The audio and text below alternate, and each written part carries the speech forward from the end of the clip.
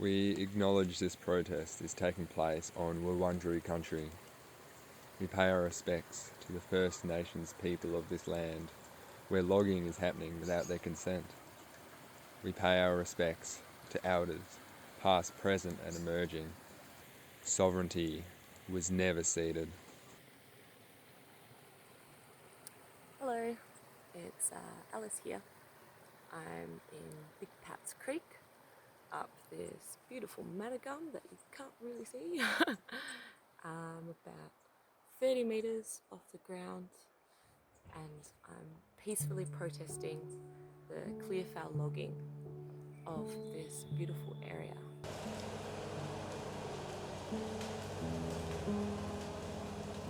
There are so many reasons why we need to protect what's left of our precious native forests.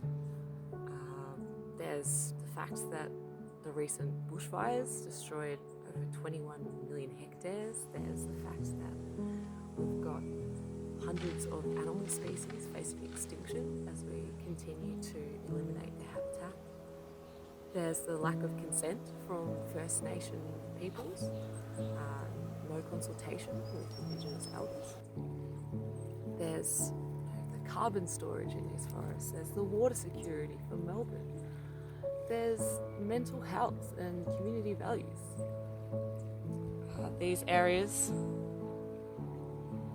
Big Pat's Creek here in the Yarra Valley, this is what we should leave for future generations. This is a legacy that I hope my children and my children's children will get to see. Good morning, it's early here. The smell of the soil as it's being turned over by this dozer, preparing for clear fell logging.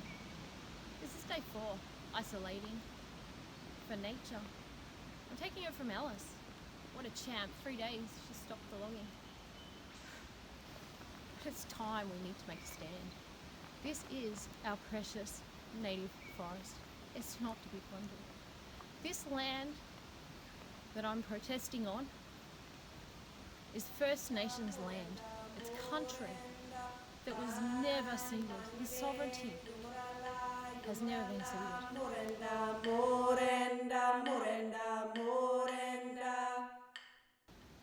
Thank you, Big Forests, the government-sanctioned body that is constantly destroying habitat.